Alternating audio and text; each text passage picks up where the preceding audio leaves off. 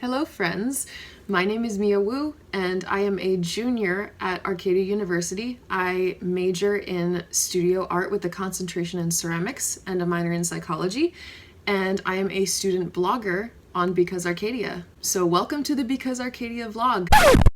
Hold up. Do you mean to tell me that I not only can read the blog post on Because Arcadia, but I can watch the Because Arcadia vlog too by visiting www.arcadia.edu/blog/BecauseArcadia and clicking on the watch button that takes me to a YouTube playlist full of super fun vlogs to watch? Cool beans. Today I'm going to be talking a little bit about our awesome art department, but I'm also going to be giving you a little ceramics tutorial. You don't need any prior experience for this, so we will have our fun in a second, but before I do, I just wanted to talk a little bit about Arcadia's art department because they are amazing. I love the art department at Arcadia University for so many reasons. One of the things I love most is that when we are on campus, the art department is just as a whole such a wonderful environment to be immersed in. All of the professors are great to learn from and to talk to and to get ideas from and to bounce ideas off of, and so are all of the students in the art department. So I'm very grateful that I chose such an awesome major.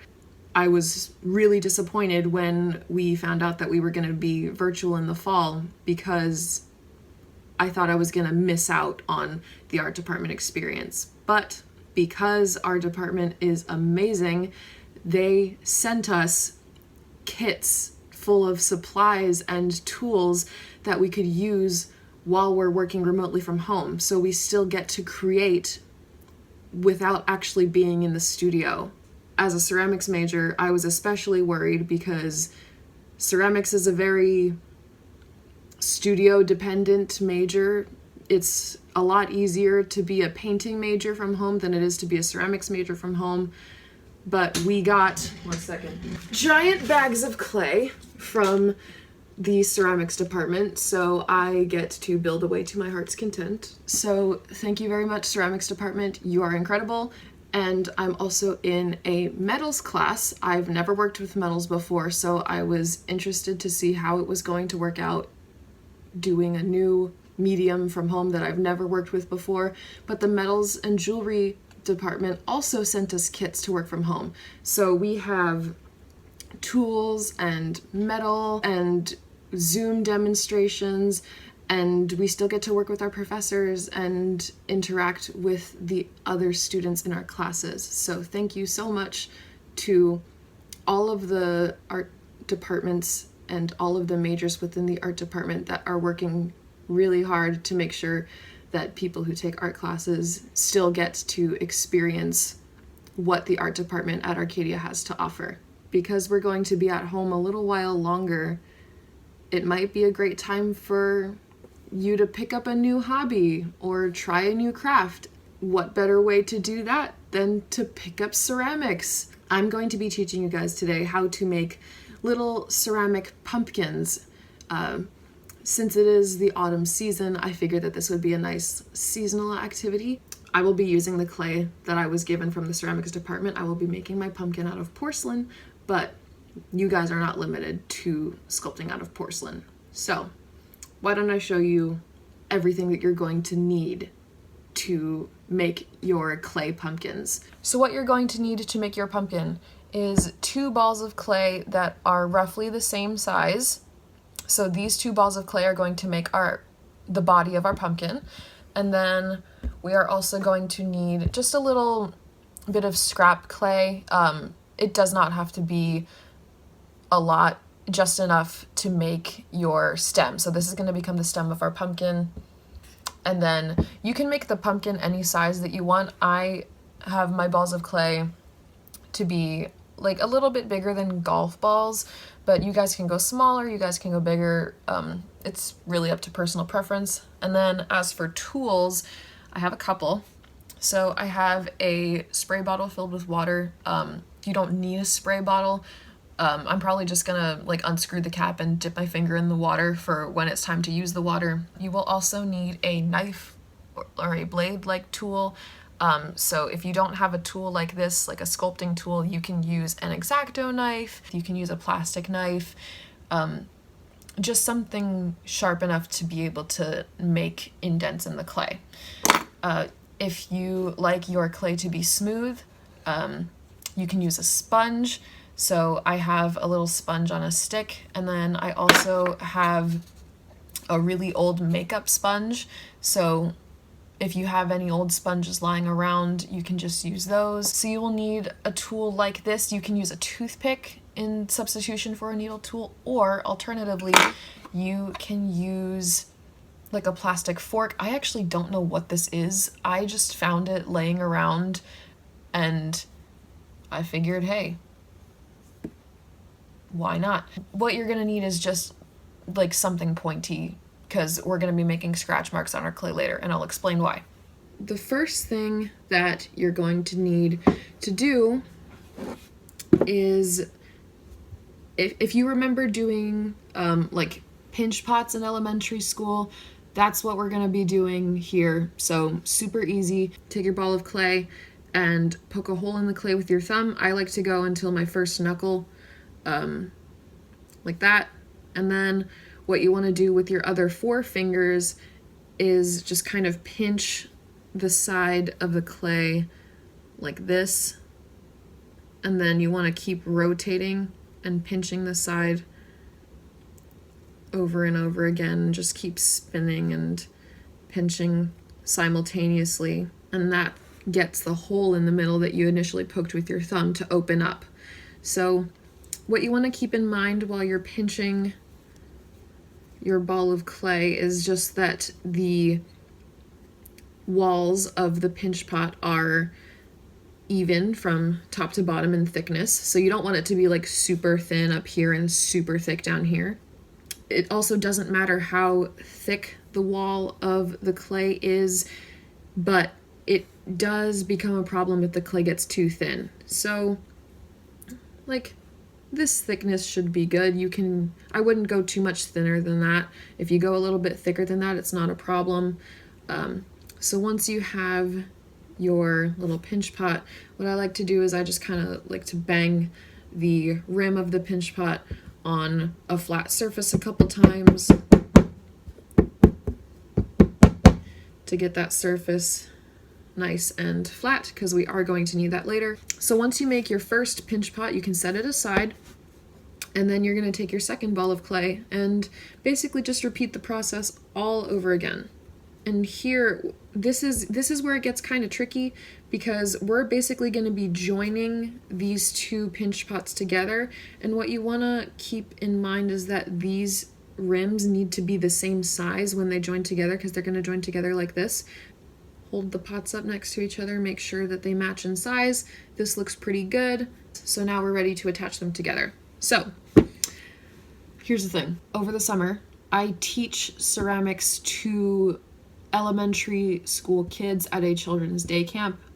And what I'm about to teach you is a concept that these kids just cannot grasp for the life of them, but I have faith in you that you'll be able to do this. So what I'm going to be teaching you is a technique called, some people call it slip and score. When I'm with my kids at camp, I usually call it scratch and attach because it rhymes. It's easier for them to remember. So I'm going to be showing you how to scratch and attach right now. When the clay dries, when it's not moldable anymore, it's not ceramic yet, it's just dry clay. So there's nothing attaching the clay together. So once these are dry, if I just attach them like this, it may be sticky now, but once it dries, there's no more moisture holding the 2 pieces of clay together. So they're going to fall apart, and then we're not going to have our shape anymore. So you need to create kind of like a clay Velcro to join the clay together. So what you want to do is you want to take your sharp tool, whether it's your toothpick or your fork or whatever this is, all along the rim of your pinch pot. You just want to make scratch marks like this. It does not have to be pretty. It can look ugly. It's 2020. We don't judge based on physical appearance anymore. So once you have those scratch marks, you want to do the same thing to the rim of your next pinch pot. And then this is where your water comes in. So you can just dip your finger in the water just enough to get water in those scratch marks. And then what I like to do after that is just kind of go over the scratch marks again, because then what you have is something called slip or slurry. Slip is basically just clay and water mixed together. It's what we use to attach pieces of clay together, and what we've done by scratching up the clay and adding water is we basically just created slip along that surface. And you only need to do it on one because they're going to be attached together anyway. So once you have your pieces scratched, now it's time to attach. So join your pieces together, and then what I like to do is to really seal it in and get the slip in the scratch marks is just kind of wiggle them back and forth like this, and then they are officially attached. So now we have this ugly looking seam, kind of makes our pumpkin look more like a brain. So that's a really easy fix. All you have to do is just kind of go over the seam with your finger back and forth like this until the seam goes away. So you can go all around, and that should take care of that seam issue. So you'll just end up with what just looks like a solid ball of clay that's actually hollow in the middle. So you might be asking me at this point, Mia, why the heck did we go through all this trouble when we could have used a solid ball of clay that looks exactly the freaking same? And to that I say, well, my dear viewer, the problem with ceramics is when you put clay in the kiln to get fired, which changes the clay from clay to ceramic, sometimes when you have solid clay, you get air bubbles in the clay, and when air bubbles get mixed with the kiln, what you end up getting is clay that explodes because the air gets too hot, and that will destroy your piece, which we don't want. So we like to work with hollow objects as much as possible, and that's what we're doing here. So once you have your ball of clay, you can just kind of like roll it around on the table or whatever flat surface you're working with just to smooth it out. You can roll the seams. If you notice any cracks on your clay like mine, you can just smooth it over with your finger and that should make it go away. Or you can just dip your finger in the water and smooth the water over. Or better yet, you can get your sponge wet and then just kind of brush over like this. But we are going to be sculpting this, so I wouldn't worry too much about whether your clay is smooth at this stage, because there is always time to worry about that later. Now it's time to add our lines to our ball of clay to make it look more like a pumpkin. So this is when you're going to want to use this. So this is a wooden rib. If you are not a potter or a ceramicist and you don't have a tool like this, you can just use like any scrap piece of wood, or you can use cardboard, basically just anything that has a solid edge like this. So if you have a rib or a piece of wood, you're just going to want to take the long end of it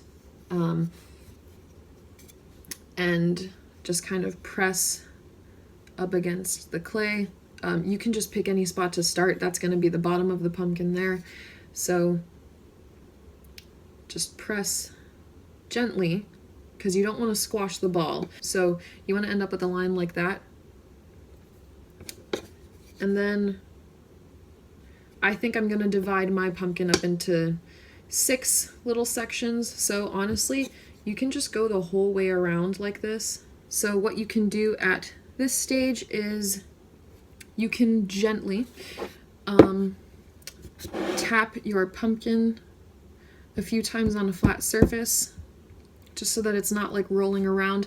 At this stage, you can change the shape of your pumpkin. You can kind of make it slump like this when you push down. I kind of like to make it look like that just because I think it looks cute. And you can like sculpt the pumpkin. It doesn't have to be perfectly round.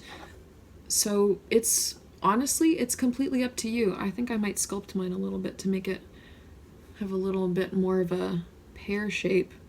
If you notice that your lines start to lose their definition, you can just go over them again. All right, now we are almost ready to add our stem, but my clay is starting to get a little dry. When clay gets dry, it cracks. So what I'm going to do at this stage is just dip my finger in the water and smooth those cracks right over. So if you're somebody who really likes to have smooth pieces, this is an ideal step for you. I am definitely one of those people who likes to have my projects be very smooth and crack-free. And once you've got your pumpkin all sculpted and shaped, we are ready to add our stem. So you can change the stem shape according to how you want it to look. So you can do a short stem, you can do a long stem, you can do a curly stem. So what you want to do next is just take your little scrap of clay and make a coil, which is kind of like a rope-shaped piece of clay. So what I like to do for that is, with a piece this small, I just kind of like to roll the clay in between my hands, like I'm trying to warm it up like this. Once you have your coil, again, you want to kind of bang it on a flat surface a couple times just to get that surface that you'll be able to add to the top of your pumpkin. All right, so I think I'm going to want my pumpkin to look like this. So what I like to do is I kind of like to plan things out ahead before I attach anything. So you can take your toothpick or whatever pointy object you choose to use, and I just kind of lightly trace around the stem, and then we're going to scratch and attach again. And then once you are satisfied with your scratch marks, you can take your stem and attach it right on the top of the pumpkin. And again, just do like a little twist, not a lot. You don't need a lot of pressure and you don't need a lot of twisting. It's just making sure that your stem gets securely attached to your pumpkin. And that's kind of what it should look like. Well, I can't get the camera to focus, but my stem has a bunch of cracks in it just because porcelain tends to get dry really fast. If you're not working with porcelain, you might not have this problem, but it doesn't matter, because what we're going to do is we're going to take our knife and you're just going to create like the vein look on your stem. I'm just kind of going along the shape of the stem over and over like this. Alrighty. So once you have your marks on the stem of your pumpkin, the next step would normally be to carve the face in your pumpkin. And when the clay is really soft and moldable like this, that's kind of hard to do. So you don't want to wait until the clay is completely dry. You want to wait until it's like halfway in between. In the ceramics world, we call this leather hard. So leather hard is basically like when the clay is hard enough that you can't squish it like this, but you can still like cut into it and mold it a little bit. But this is just a disclaimer not to do what I do, because I am going to be cutting into my clay while it is wet, just because I don't have a leather hard pumpkin and I'm impatient. So what you're gonna do next is take your needle tool or toothpick or whatever you're using, and you can sketch your face wherever you want on your little pumpkin. I want to make my pumpkin really happy, because we all need as much happiness as we can get during these quarantine times. there's my little sketch of my face. So once you have that, you're gonna pick up your X-Acto knife tool or whatever you're using and carve your face. Again, I do not recommend doing this when the clay is still wet, so do as I say, not as I do, my friends.